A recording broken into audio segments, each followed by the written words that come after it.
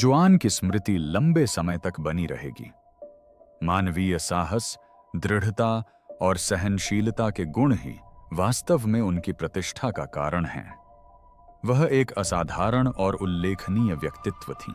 कल्पना कीजिए, एक 19 वर्षीय अनपढ़ लड़की जो अनुभवी भाड़े के सैनिकों की सेना का नेतृत्व कर रही है और दावा करती है कि उसे स्वर्गदूतों की वाणी सुनाई देती है, जो उसे तोपखाने की तैनाती के बारे में निर्देश देती है। यह मध्यकालीन इतिहास की सबसे प्रसिद्ध कहानी है, लेकिन 600 वर्षों से हमारे पास एक महत्वपूर्ण चीज की कमी रही है: भौतिक प्रमाण। अब अत्याधुनिक जीनोम अनुक्रमण तकनीक की मदद से शोधकर्ता जोन ऑफ आर्क के डीएनए की खोज कर रहे हैं। रोमन कैथोलिक चर्च ने अवशेषों की जांच करवाई ताकि यह पता लगाया जा सके कि वे जोन ऑफ आर्क के हैं या नहीं। वे ऐसे आनुवंशिक चिन्हों की तलाश कर रहे हैं जो आवाजों, दर्शनों और शायद उस गुप्त शाही वंश की व्याख्या कर सकें जिसे राजशाही ने दबाने की कोशिश की थी। इतिहास की किताबों में लिखा है कि वह एक किसान थीं। डीएनए से पता चल सकता है कि वह एक रानी थी। आनुवंशिक रूप से यह एक तरह का असामंजस्य है। तो बात यह है, जब हम जोन ऑफ आर्क की बात करते हैं तो आमतौर पर हमारे दिमाग में रंगीन कांच की खिड़की में बनी छवि आती है। हम चमकदार चांदी का कवच, हवा में लहराता सफेद झंडा और रूएन के चौक में दुखद अंत देखते हैं। हम संत की छवि देखते हैं। लेकिन हाल ही में शोधकर्ता मानव को समझने की कोशिश कर रहे हैं, और सिर्फ मानव को ही नहीं बल्कि उसके जीव विज्ञान को भी। दशकों से ऑरेलियंस की मेड का जैविक नमूना खोजने के लिए एक खामोश लेकिन बेहद महत्वपूर्ण होड़ लगी हुई है। यह असंभव लगता है क्योंकि ऐतिहासिक रूप से हम जानते हैं कि अंग्रेज उसे पूरी तरह से खत्म करना चाहते थे। उन्होंने उसके शरीर को एक बार नहीं बल्कि 3 बार जलाया ताकि भक्तों के पास पूजा करने के लिए कोई अवशेष न बचे। उन्होंने राख को सीन नदी में फेंक दिया। असल में वे उसे अस्तित्व से मिटा देना चाहते थे। लेकिन इतिहास जटिल है और चीजें अपने आप ही बनी रहती हैं। लंबे समय तक वैज्ञानिक समुदाय और चर्च को लगता रहा कि हमारे पास कुछ भी नहीं है। लेकिन यह धारणा तब बदल गई जब शोधकर्ताओं ने उनके द्वारा लिखवाए गए पत्रों का बारीकी से अध्ययन करना शुरू किया। जुआन लिख नहीं सकती थी। वह डोमरेमी नामक गांव की एक किसान लड़की थी, लेकिन उसने अपने सैन्य अभियानों के दौरान दर्जनों पत्र लिखवाए। ये राजाओं, ड्यूकों और शत्रु सेनापतियों को भेजे गए अत्यावश्यक सैन्य संदेश थे, और उन कुछ पत्रों के निचले हिस्से पर मोम की मुहरें लगी हैं। पुरानी लाल मोम, जिसे दस्तावेज को प्रमाणित करने के लिए मानव अंगूठे से दबाया गया था। और उस मोम में क्या फंसा है? एक उंगली का निशान और संभवतः एक बाल भी। यहीं से मामला पेचीदा हो जाता है। अगर आप 1429 की किसी मुहर में फंसे बाल से डीएनए निकाल सकते हैं, तो आप सिर्फ एक ऐतिहासिक कलाकृति को नहीं देख रहे हैं, आप एक मेडिकल चार्ट देख रहे हैं। आप एक ऐसी महिला के आनुवंशिक ब्लूप्रिंट को देख रहे हैं जिसने पश्चिमी सभ्यता की दिशा बदल दी। लेकिन इस डीएनए तक पहुंचना एक भयानक काम है। ये पत्र फ्रांस के उच्च सुरक्षा वाले अभिलेखागारों में रखे गए हैं। ये अमूल्य राष्ट्रीय धरोहर हैं। आप यूं ही मोम खुरचकर यह नहीं देख सकते कि अंदर बाल हैं या नहीं। इसे ढूंढने के लिए पहले आपको गैर आक्रामक इमेजिंग का उपयोग करना होगा। और अगर आपको बाल मिल भी जाए तो डीएनए निकालने से नमूना नष्ट हो जाता है। आपके पास सिर्फ एक ही मौका है। अगर तुमने इसे बिगाड़ दिया तो तुमने इतिहास के एक टुकड़े को बेवजह नष्ट कर दिया। और सच बात तो यह है कि हो सकता है ये बाल उसके हों ही ना, यह उस मुंशी का हो सकता है जिसने उसके लिए पत्र लिखा था। यह उस संदेशवाहक का हो सकता है जो घोड़े पर सवार होकर गया था। यह भूसे के ढेर में सुई ढूंढने जैसा है, लेकिन जोन ऑफ आर्क के बालों का अनुक्रमण करने की संभावना, वह नगण्य संभावना, वैज्ञानिकों को बेचैन कर रही है। क्योंकि अगर हम ऐसा करते हैं तो सवालों का एक ऐसा पिटारा खुल जाएगा जिनका जवाब चर्च शायद नहीं देना चाहेगा। अगर वैज्ञानिक उन बालों का अनुक्रमण करते हैं तो वे पवित्रता की खोज नहीं कर रहे हैं, वे LGI एक नामक जीन या शायद इडियोपैथिक पार्शियल एपिलेप्सी नामक किसी बीमारी के मार्कर की तलाश कर रहे हैं। दरअसल आधुनिक न्यूरोलॉजिस्टों का मानना है कि जोन को सुनाई देने वाली आवाजें, यानी संतों की वो आवाजें जो उसे फ्रांस को बचाने के लिए कह रही थीं, वास्तव में एक खास तरह की मिर्गी के कारण होने वाले श्रवण मतिभ्रम थे। अगर DNA से इसकी पुष्टि हो जाती है तो इससे दैवीय हस्तक्षेप की अवधारणा से दैवीय तत्व पूरी तरह से हट जाएगा। यह एक चमत्कार को चिकित्सीय निदान में बदल देता है। और यह तो बस हल्के शब्दों में कहा गया है। यह एक संत के मान्यता प्राप्त होने को चुनौती देगा और यह सुझाव देगा कि फ्रांस का पूरा इतिहास ईश्वर के हाथ से नहीं बल्कि तंत्रिका तंत्र की गड़बड़ी से बचा था। इससे आस्था और विज्ञान के बीच एक असहज टकराव पैदा होता है। अगर एक गोली जोन ऑफ आर्क को ठीक कर सकती तो क्या फ्रांस युद्ध हार जाता? क्या अंग्रेज यूरोप पर कब्जा कर लेते? यह एक व्यापक प्रभाव है, लेकिन इससे पहले कि हम चिकित्सा सिद्धांतों की गहराई में जाएं, हमें उस जार के बारे में बात करनी होगी, क्योंकि लंबे समय तक दुनिया को यही लगता रहा कि उनके पास पहले से ही उसका DNA मौजूद है। और उस जार की कहानी पुरातत्व के इतिहास में सबसे बड़ी शर्मिंदगी में से एक है। मम्मी, बिल्ली और नकली अवशेष। यह कहानी 1867 में शुरू होती है। पेरिस में एक फार्मेसी के अटारी में एक जार मिला। उस पर लगा लेबल चौंकाने वाला था। उस पर लिखा था, Joan of Arc, virgin of Orleans के अवशेष सूली के नीचे मिले। आप उस समय की सनसनी का अंदाजा लगा सकते हैं।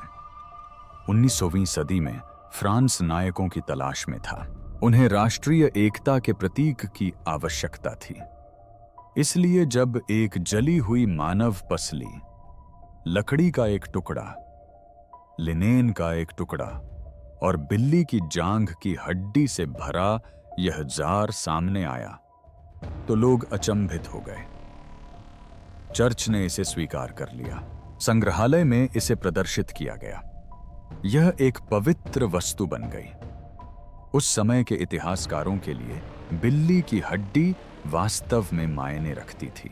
मध्ययुगीन मृत्युदंड में, विशेष रूप से धर्मद्रोह या जादू टोना के मामलों में, शैतान का प्रतीक माने जाने के लिए चिता पर एक काली बिल्ली फेंकने की क्रूर परंपरा थी। यह भयावह था, लेकिन कहानी के अनुरूप बिल्कुल सही बैठता था। सभी यही मानते थे कि यही अंतिम मृत्यु है। हमारे पास संत का भौतिक शरीर था, लेकिन यहां एक पेंच है। 2006 में फिलिप चार्लियर नामक एक फोरेंसिक मानव विज्ञानी, जो कब्रिस्तान विज्ञान के इंडियाना जोन्स के समान थे, ने अवशेषों का परीक्षण करने का फैसला किया। उन्हें आधुनिक तकनीक का उपयोग करके जार की सामग्री का विश्लेषण करने की अनुमति दी गई। उन्होंने विभिन्न क्षेत्रों के 18 विशेषज्ञों की एक टीम बनाई। उन्होंने कार्बन 14 डेटिंग, स्पेक्ट्रोग्राफी और पराग विश्लेषण का उपयोग किया। उन्हें 15वीं शताब्दी का कार्बन मिलने की उम्मीद थी। उन्हें नॉर्मैंडी की लकड़ी मिलने की उम्मीद थी। लेकिन लगभग तुरंत ही मशीन से ऐसा डेटा निकलने लगा जिसका कोई मतलब नहीं था। सबसे पहले उन्होंने उसे सूंघा। मुझे पता है यह अजीब लग सकता है, लेकिन चार्ली ने पेशेवर परफ्यूम विशेषज्ञों को बुलाया, जो आमतौर पर शैनेल या डायोर जैसी कंपनियों के लिए काम करते हैं, ताकि वे अवशेषों को सूंघ सकें। उनमें जले हुए शरीर जैसी गंध नहीं थी, उनमें वेनिला की खुशबू आ रही थी।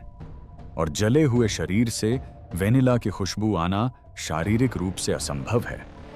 जले हुए शरीरों से कार्बन और सल्फर जैसी गंध आती है, लेकिन वेनिला, वह वेनिलिन से आता है, एक यौगिक जो सैकड़ों वर्षों में लकड़ी के प्राकृतिक रूप से सड़ने पर या शव को संरक्षित करने पर बनता है। यही पहला बड़ा खतरे का संकेत था। फिर उन्होंने पराग कणों की जांच की। यदि जोन की मृत्यु मई में खंडहर में हुई थी, तो लकड़ी पर मौजूद पराग कण वसंत ऋतु में नॉर्मंडी के वनस्पतियों से मेल खाने चाहिए थे। उन्हें लिली के पराग कण या स्थानीय घास के पराग कण मिलने चाहिए थे। इसके बजाय उन्हें चीड़ के पराग कण मिले। और यह कोई साधारण चीड़ का पराग नहीं था, बल्कि वह पराग था जिसका इस्तेमाल प्राचीन मिस्र में शवों को संरक्षित करने के लिए राल में किया जाता था। कार्बन डेटिंग से इसकी पुष्टि हुई। ये हड्डियां 15वीं शताब्दी की नहीं थीं। ये अवशेष ईसा पूर्व 3री शताब्दी के थे। पता चला कि ये वास्तव में एक मिस्र की मम्मी के टुकड़े थे। आप शायद सोच रहे होंगे कि जोन ऑफ आर्क के नाम से चिह्नित जार में मम्मी क्यों थी। खैर, यह उन विचित्र ऐतिहासिक तथ्यों में से एक है जिनके बारे में कोई बात नहीं करता। मध्य युग और पुनर्जागरण काल में लोग मम्मी के पाउडर का इस्तेमाल दवा के रूप में करते थे। इसे मूमिया कहा जाता था। अमीर लोग, यहां तक कि राजा भी, पेट दर्द या सिर दर्द ठीक करने के लिए पिसी हुई मम्मी खाते थे। 1800 के दशक में किसी फार्मासिस्ट के पास शायद मम्मी के कुछ पुराने हिस्से पड़े होंगे। उसने उन्हें किसी बिल्ली की हड्डी और कपड़े के टुकड़े के साथ मिलाकर एक नकली अवशेष बनाया होगा, जिसे वह बेच या छिपा सकता था। जार में रखा संत नकली था। चर्च को निष्कर्षों को स्वीकार करना पड़ा। उस अवशेष का मिथक टूट गया। इससे हम फिर से वहीं पहुंच गए जहां से शुरू किया था। न हड्डियां, न राख, न डीएनए। इस खंडन ने पारंपरिक कथा को करारा झटका दिया। इससे पता चला कि लोग सदियों से जोन के भौतिक प्रमाण गढ़ने की कोशिश कर रहे थे। लेकिन अब जब जार का मामला सुलझ गया है, तो सारा ध्यान वापस उस एकमात्र चीज पर केंद्रित हो गया है जो हमारे पास बची है, यानी चिट्ठियां। और यहीं से कहानी एक भयावह मोड़ लेती है और षड्यंत्र की ओर मुड़ जाती है। क्योंकि कुछ लोगों का मानना है कि अगर हमें डीएनए मिल भी जाता है, तो वह डोमरेमी के किसी किसान से मेल नहीं खाएगा। उनका मानना है कि यह किसी रानी से मेल खाएगा। शाही नाजायज संतान का षड्यंत्र। जहां चिकित्सा वैज्ञानिक मिर्गी की जांच कर रहे हैं, वहीं शोधकर्ताओं का एक अन्य समूह डीएनए से कुछ और भी सनसनीखेज साबित होने की उम्मीद कर रहा है। एक सीमांत सिद्धांत हमेशा से रहा है, और मेरा मतलब है कि पेशेवर इतिहासकार इसे नापसंद करते हैं, लेकिन इंटरनेट और षड्यंत्र सिद्धांतकार इसे खूब पसंद करते हैं कि जोन बिल्कुल भी किसान लड़की नहीं थी। यह सिद्धांत प्रचलित है कि वह वास्तव में एक शाही संतान थी, बवेरिया की रानी इसाबेओ और ड्यूक ऑफ ऑनरलियंस की नाजायज बेटी। आइए इस बेतुके विचार के पीछे के तर्क को समझने की कोशिश करें, अगर इसे तर्क कहा जा सकता है। तर्क यह है कि फ्रांसीसी कुलीन वर्ग, जो अपनी उच्च कोटि के अभिमानी थे, कभी भी एक चरवाहे को सेना नहीं देते। 15वीं शताब्दी में वर्ग ही सब कुछ था। एक किसान यूं ही दरबार में जाकर राजा से मिलने की मांग नहीं कर सकता था। ऐसा होना अकल्पनीय था। फिर भी जोन को यह अवसर मिला। उसे मुलाकात का मौका दिया गया। उसे कवच, घोड़ा और सैनिकों की कमान सौंपी गई। षड्यंत्र सिद्धांतकारों का तर्क है कि उसे बचपन से ही युद्ध कला का प्रशिक्षण दिया गया था। वे बताते हैं कि वह किसी शूरवीर की तरह घुड़सवारी करती थी, जिसके लिए वर्षों के अभ्यास की आवश्यकता होती है, न कि भेड़ चराते चराते सीखने की कला। वह ऐसी शिष्ट फ्रांसीसी भाषा बोलती थी जो किसी किसान को नहीं आती। उसे तोपखाने की तैनाती की अच्छी समझ थी। अगर यह सिद्धांत सच है तो जोन को भगवान ने नहीं भेजा था। वह शाही परिवार के एक गुट द्वारा भेजी गई एक हथियारबंद राजकुमारी थी, जिसने अपने सौतेले भाई चार्ल्स सप्तम के लिए सिंहासन वापस हासिल किया था। यह 1400 के दशक में घटित एक जासूसी थ्रिलर की कहानी है। इसे ऑपरेशन शेफर्डेस नाम दिया गया है। इसमें यह धारणा है कि वे आवाजें वास्तव में शाही जासूसों के गुप्त निर्देश थे, देवदूत मार्गदर्शक थे, और युद्ध क्षेत्र के बारे में उसका चमत्कारी ज्ञान वास्तव में ड्यूक के आदमियों द्वारा उसे दी गई खुफिया रिपोर्टों पर आधारित था। इससे कहानी की शैली धार्मिक कल्पना से बदलकर राजनीतिक रोमांच में बदल जाती है। अब यहां बालों का क्या महत्व है? अगर हमें एक अनुक्रम मिल जाए तो हम उसके माइटोकॉन्ड्रियल डीएनए की तुलना फ्रांसीसी शाही परिवार की जात वंशावली से कर सकते हैं। हमारे पास बोर्बोन और वॉलोइस का डीएनए है। हमारे पास बवेरिया की इसाबेओ के वंशजों का डीएनए भी है। अगर जोन के आनुवंशिक लक्षण रानी के लक्षणों से मेल खाते हैं तो इतिहास बदल जाएगा। इसका मतलब होगा कि मुकदमा, धार्मिक उन्माद और नौकरानी की कहानी, ये सब जनता को एकजुट करने के लिए रची गई एक बड़ी मनोवैज्ञानिक साजिश थी। इसका मतलब होगा कि वह आस्था के लिए शहीद नहीं बल्कि पारिवारिक कलह की शिकार थी। अधिकांश इतिहासकार इसे बकवास मानते हैं। मुकदमे के रिकॉर्ड स्पष्ट रूप से दर्शाते हैं कि उसके माता पिता किसान थे।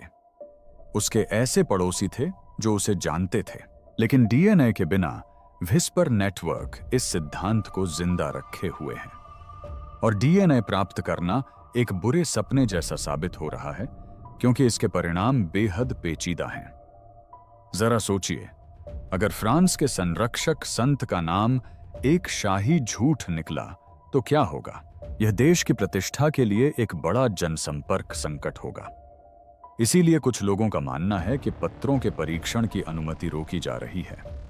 शायद उन्हें पहले से ही पता है, शायद उन्हें इस बात का डर है कि उन्हें क्या पता चलेगा। लेकिन मान लीजिए कि राजशाही वाली बात गलत है। मान लीजिए कि वह एक किसान थी। इससे हम फिर से उस चिकित्सीय रहस्य की ओर लौट आते हैं, क्योंकि अगर वह कोई गुप्त राजकुमारी नहीं थी तो वह युद्ध क्षेत्र में आवाजें सुनने वाली एक किशोरी थी। और आधुनिक विज्ञान के पास इसका एक बहुत ही सटीक निदान है। दैवीय निदान। चिकित्सीय परिकल्पना बेहद दिलचस्प है, क्योंकि यह मुकदमे की कार्यवाही के विवरण से पूरी तरह मेल खाती है। जोन ने आवाजें सुनने का वर्णन किया, जो आमतौर पर तेज रोशनी और घंटियों की आवाज के साथ सुनाई देती थीं। उसने बताया कि आवाजें स्पष्ट, आदेशात्मक थीं और एक विशिष्ट दिशा से आ रही थीं, आमतौर पर दाहिनी ओर से। आधुनिक तंत्रिका विज्ञान में चर्च की घंटियों जैसी ध्वनि उत्तेजना से उत्पन्न होने वाली ध्वनियों या आवाजों को सुनना श्रवण प्रांतस्था को प्रभावित करने वाली अज्ञात आंशिक मिर्गी का एक विशिष्ट लक्षण है। इसे प्रतिवर्त मिर्गी कहा जाता है। यह पागलपन नहीं बल्कि जीव विज्ञान है। जब घंटियां बजीं तो ध्वनि तरंगें उसके मस्तिष्क से टकराईं, जिससे मस्तिष्क के टेम्पोरल लोब में एक दौरा पड़ा और उसके मस्तिष्क ने उस विद्युत तूफान को एक आवाज के रूप में समझा। चूंकि वह मध्य युग में रहने वाली एक धर्मनिष्ठ कैथोलिक थी, इसलिए उसके मस्तिष्क ने उन शब्दों का उपयोग किया जो उसे ज्ञात थे। संत। अगर वह आज जीवित होती तो शायद उसे परियों या सरकारी जासूसों की आवाजें सुनाई देतीं। लेकिन 1429 में सांस्कृतिक संदर्भ धर्म था। कुछ शोधकर्ताओं ने परमानंद मिर्गी का भी सुझाव दिया है। यह इस स्थिति का एक दुर्लभ और शक्तिशाली रूप है, जिसमें दौरे के दौरान आप जमीन पर कांपते नहीं हैं। इसके बजाय यह आपको परमानंद, स्पष्टता और ब्रह्मांड से जुड़ाव की एक असीम अनुभूति प्रदान करता है। दोस्तोवस्की जैसे प्रसिद्ध लेखकों ने भी इसका अनुभव किया था। उन्होंने इसे एक ऐसा क्षण बताया था जब व्यक्ति एक ही बार में दुनिया की हर बात समझ जाता है। यदि जोन को भी अपने दिव्य दर्शनों के दौरान ऐसा अनुभव हुआ होता तो उसे ऐसी निश्चितता और आनंद का अनुभव होता जो किसी सामान्य मनुष्य को नहीं होता। इससे उसकी निडरता का कारण समझ में आ जाता है। उसका दिमाग सचमुच उसे आत्मविश्वास से भर देता था। वह तीरों की बौछार में भी चल सकती थी, क्योंकि उसका दिमाग उसे बताता था कि वह अजेय है। तपेदिक का सिद्धांत भी है। कुछ डॉक्टरों ने उसके कच्चे दूध पीने और मासिक धर्म न आने, एमनोरिया के संदर्भों पर गौर किया है। यह बोवाइन ट्यूबरकुलोसिस की ओर इशारा कर सकता है, जो मस्तिष्क में घाव पैदा कर सकता है, जिससे मतिभ्रम हो सकता है। लेकिन यहीं पर चर्च के लिए मामला पेचीदा हो जाता है। अगर उसके दर्शन किसी न्यूरॉन की गड़बड़ी या बिना पाश्चुरीकृत दूध में मौजूद बैक्टीरिया के कारण थे, तो क्या इससे उसका मिशन अमान्य हो जाता है? एक विश्वासी कहेगा कि ईश्वर ने मस्तिष्क बनाया है, तो शायद उसने मिर्गी को उससे बात करने के साधन के रूप में इस्तेमाल किया हो। यह तो ईश्वर की खामी वाली दलील है। लेकिन एक संशयवादी कहेगा कि वह महज एक बीमार लड़की थी जिसे डॉक्टर की जरूरत थी, सेना की नहीं। इससे कहानी का जादू छिन जाता है। यह जोन ऑफ आर्क की कहानी को एक ऐसी त्रासदी बना देता है जिसमें एक मानसिक रूप से बीमार किशोरी को एक हताश राजा द्वारा युद्ध जीतने के लिए इस्तेमाल किया जाता है, और फिर जब वह उसके लिए असुविधाजनक हो जाती है तो उसे त्याग दिया जाता है। और उपेक्षा की बात करें तो हमें अंत के बारे में बात करनी होगी, क्योंकि जिस तरह से उसकी मृत्यु हुई उसी के कारण हमारे पास अध्ययन के लिए बहुत कम सामग्री बची है। यह हत्या मात्र उन्मूलन नहीं थी, बल्कि एक तरह से सब कुछ मिटा देना था। एक ऐसी आग जिसने सब कुछ मिटा दिया। 30 मई 1431 को जोन ऑफ आर्क की हत्या एक सोची समझी साजिश थी। अंग्रेज और उन्हें मुकदमे में घसीटने वाले अंग्रेज समर्थक पादरी जानते थे कि वे जनसंपर्क के लिहाज से एक बुरे सपने का सामना कर रहे हैं। वे न केवल उसकी जान लेना चाहते थे, बल्कि प्रतीक बनने की उसकी क्षमता को भी मिटाना चाहते थे। अंग्रेज उससे भयभीत थे। उसने ऑर्लियंस में उन्हें हराया था, उसने उन्हें पताये में हराया था, उसने उनके सर्वश्रेष्ठ जनरलों को अपमानित किया था। उन्हें सचमुच विश्वास था कि वह जादू टोने का इस्तेमाल करके उन्हें हरा रही है। इसलिए मुकदमा न्याय के बारे में नहीं, बल्कि उसे बदनाम करने के बारे में था। उन्हें यह साबित करना था कि वह विधर्मी थी, ताकि चार्ल्स सप्तम, जिसका राज्याभिषेक उसने किया था, ऐसा लगे कि उसका राज्याभिषेक किसी डायन ने किया है। उस पर 70 आरोप लगाए गए, जिन्हें अंततः घटाकर 12 कर दिया गया। लेकिन जिस विशिष्ट आरोप के कारण उसे फांसी दी गई, वह था बार बार धर्म परिवर्तन करना। यह एक दिल दहला देने वाला विवरण है। उसने अपनी जान बचाने के लिए एक इकबालिया बयान पर हस्ताक्षर किए थे, जिसमें उसने महिलाओं के कपड़े पहनने और चर्च के प्रति समर्पित होने की सहमति दी थी। लेकिन कुछ दिनों बाद वह अपनी कोठरी में फिर से पुरुषों के कपड़े पहने पाई गई। उसने बताया कि आवाजें वापस आ गई थीं और उसे बता रही थीं कि उसने कबूल करके सच्चाई के साथ विश्वासघात किया है। कुछ इतिहासकारों का मानना है कि उसके गार्डों ने उसे जबरदस्ती पुरुषों के कपड़े पहनाए या उस पर हमला करने की कोशिश की, जिसके बाद उसके पास सुरक्षात्मक चोगा और मोजे पहनने के अलावा कोई विकल्प नहीं बचा था। अंग्रेजों ने इसका तुरंत फायदा उठाया।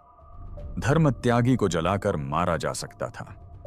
फांसी का वर्णन भयावह है। उन्होंने उसे रुइन के पुराने बाजार में एक ऊंचे खंभे से बांध दिया। खंभा सामान्य से अधिक ऊंचा बनाया गया था ताकि जल्लाद उस तक न पहुंच सके और उसे जल्दी से गला घोंट कर मार न सके। जो कि आमतौर पर मौत की सजा पाए लोगों को आग की पीड़ा से बचाने के लिए दी जाने वाली दया होती है। वे चाहते थे कि वह आग की पूरी तीव्रता से तड़पे। प्रत्यक्षदर्शियों का कहना है कि आग की लपटें उठने पर उसने 6 बार यीशु कहकर पुकारा। लेकिन एक ऐसा तथ्य है जो फोरेंसिक जांच को झकझोर रहा है। उसकी मृत्यु के बाद जल्लाद ने जलती हुई लकड़ियों को एक तरफ हटाकर भीड़ को उसका झुलसा हुआ शरीर दिखाया। उन्होंने ऐसा एक खास वजह से किया। वे यह साबित करना चाहते थे कि वह महिला थी और इस अफवाह को खारिज करना चाहते थे कि वह पुरुष है और वास्तव में मर चुकी है। वे नहीं चाहते थे कि उसके भाग जाने की कोई अफवाह फैले। फिर उन्होंने आग को दोबारा तेज किया और शव को जलाकर राख कर दिया। फिर उन्होंने उस राख को उठाया और घटना स्थल पर फेंक दिया। यह एक तरह का सफाई अभियान था। वे जानते थे कि अगर वे उंगली की हड्डी, दांत या बालों का एक गुच्छा भी छोड़ दें तो लोग वहां एक स्मारक बना लेंगे। वे धरती पर कोई भी भौतिक प्रमाण नहीं छोड़ना चाहते थे। हालांकि उनके तमाम प्रयासों के बावजूद उसके जीवित होने की अफवाहें लगभग तुरंत ही फैलने लगीं। और यहीं से कहानी और भी दिलचस्प हो जाती है, क्योंकि 5 साल बाद वह वापस लौटी, या कम से कम कोई ऐसा व्यक्ति जो बिल्कुल उसके जैसा दिखता था वापस लौटा।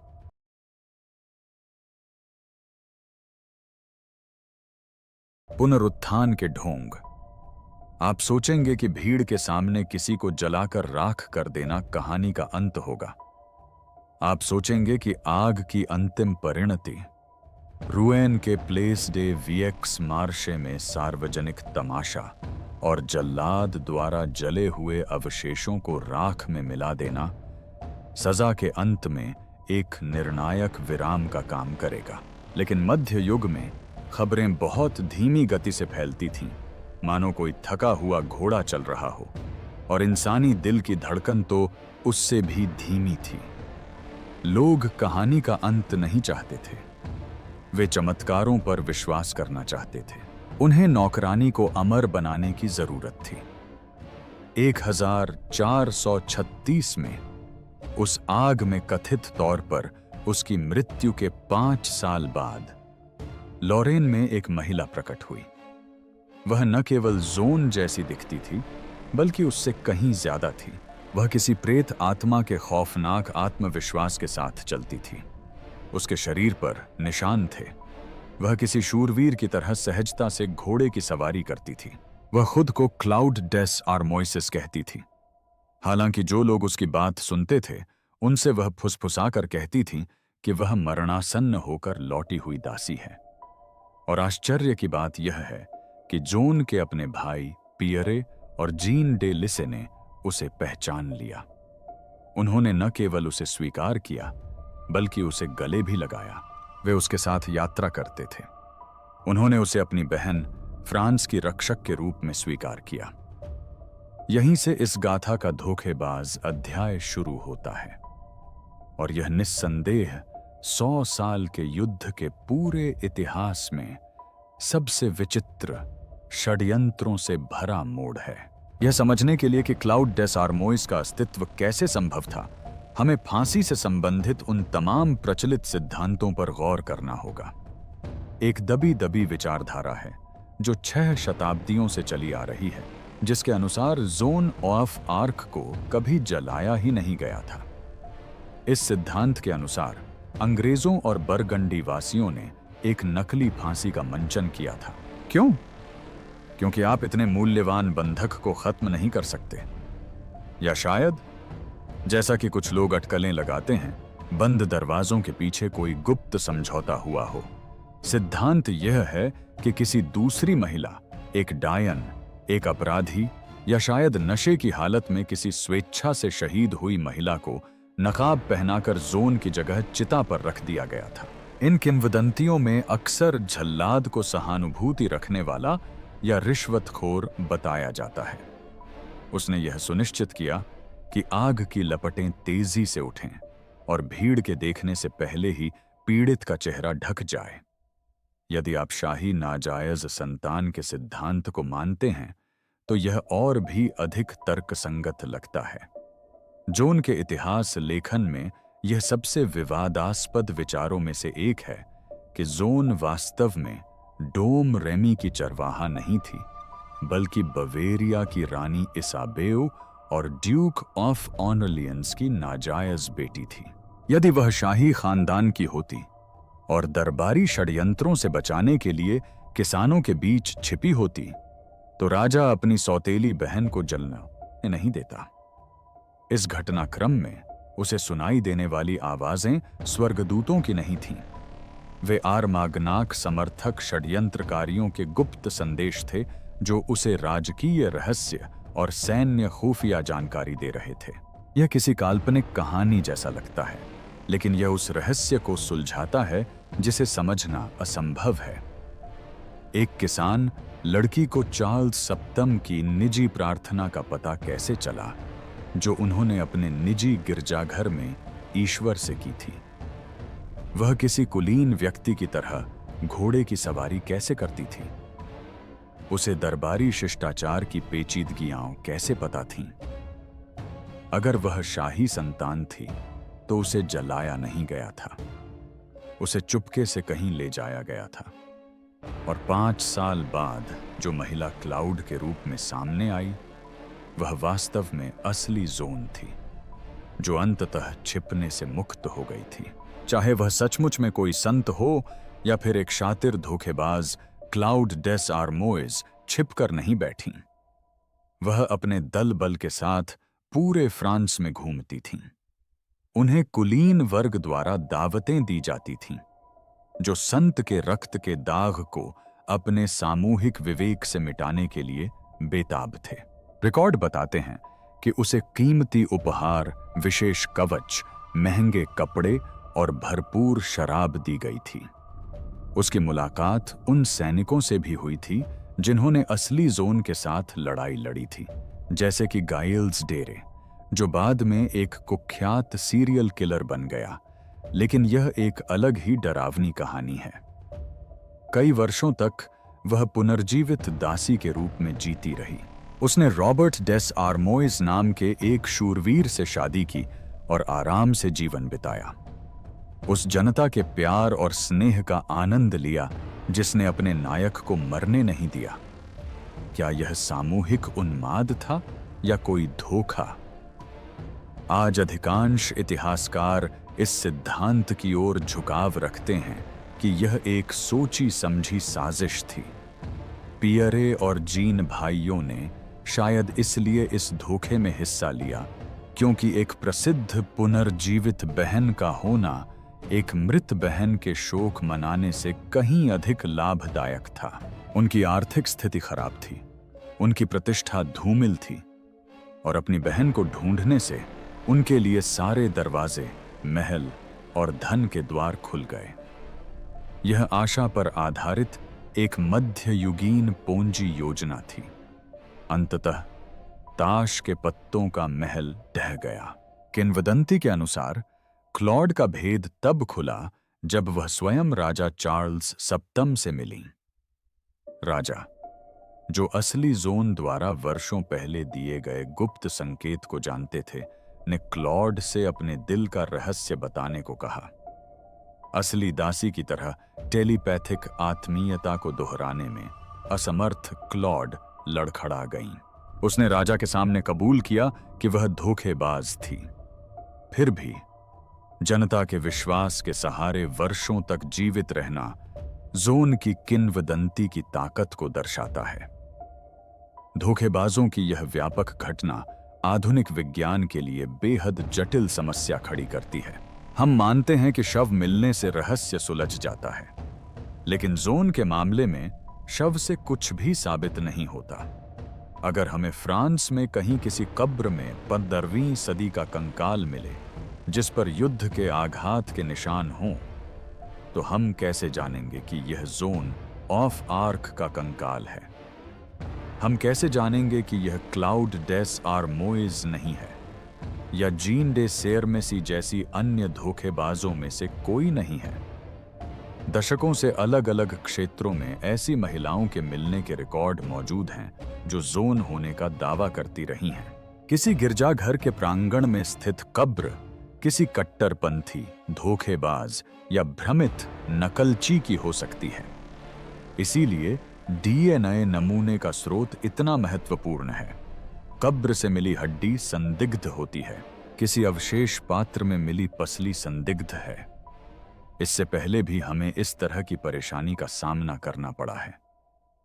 कई वर्षों तक पेरिस के एक अटारी में मिले एक जार पर यह लिखा हुआ था, zone of Arc, virgin of Orleans के सूली के नीचे मिले अवशेष। इसमें एक पसली, कुछ लकड़ी का कोयला और लिनन का एक टुकड़ा था। चर्च और इतिहासकारों ने इसे श्रद्धापूर्वक रखा, लेकिन 2007 में फोरेंसिक वैज्ञानिकों ने इन अवशेषों का विश्लेषण किया। उन्होंने गंध विश्लेषण, वनीला की सुगंध जो शव को संरक्षित करने का संकेत देती है, और पराग विश्लेषण का उपयोग किया। नतीजा, यह जोन नहीं थी।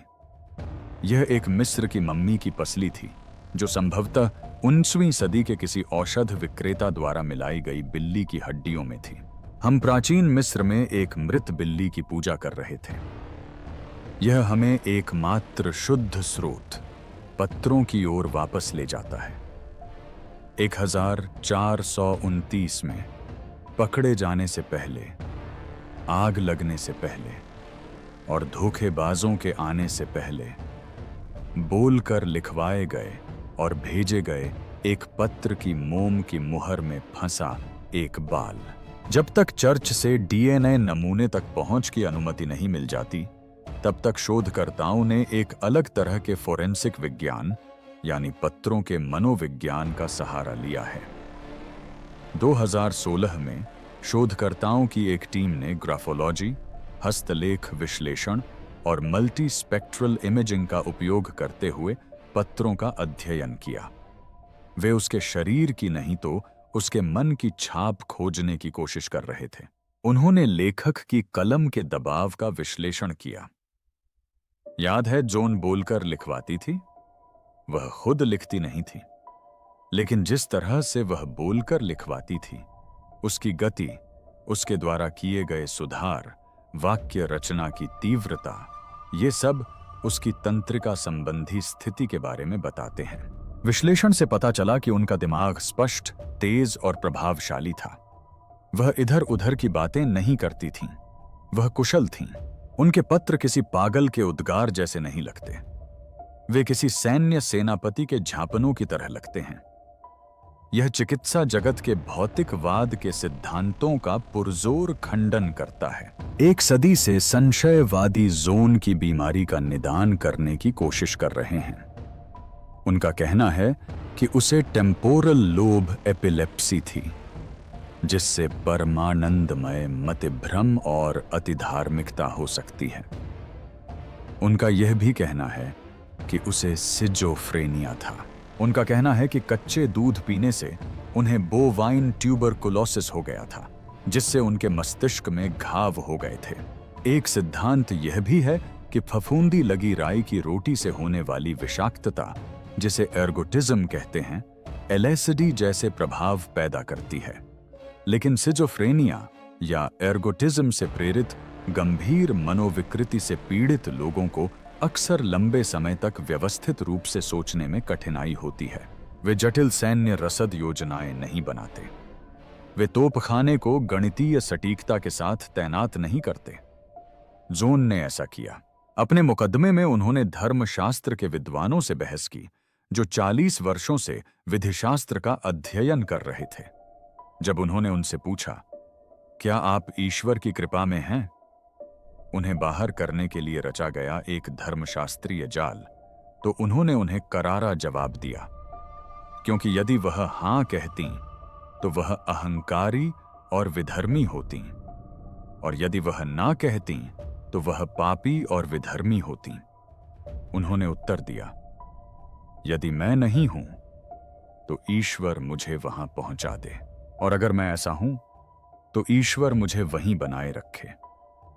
यह किसी भ्रमित व्यक्ति का जवाब नहीं है, यह एक प्रतिभाशाली व्यक्ति का जवाब है।